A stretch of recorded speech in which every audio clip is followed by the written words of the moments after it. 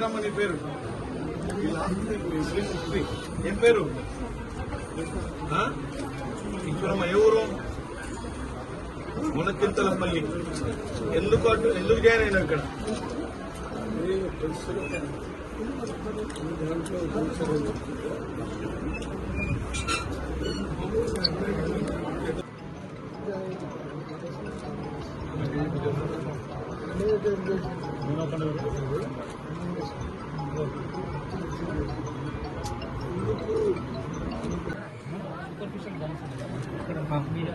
Medium price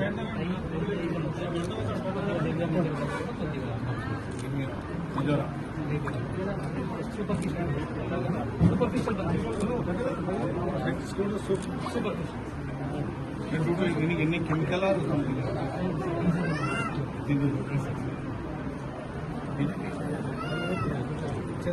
diesel bills అంటించారు. ఇంకేంటే కాదు. 2 రోజుల క్రితం జరిగిన చెంచు మహిళపై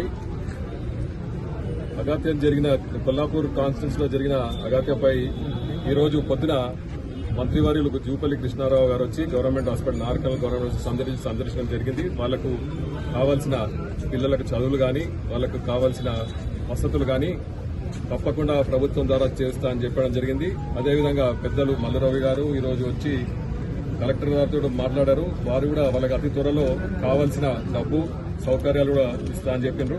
ఇటువంటి సంఘటన జరగడం మన జిల్లాలో జరగడం దురదృష్టకరం. అదేవిధంగా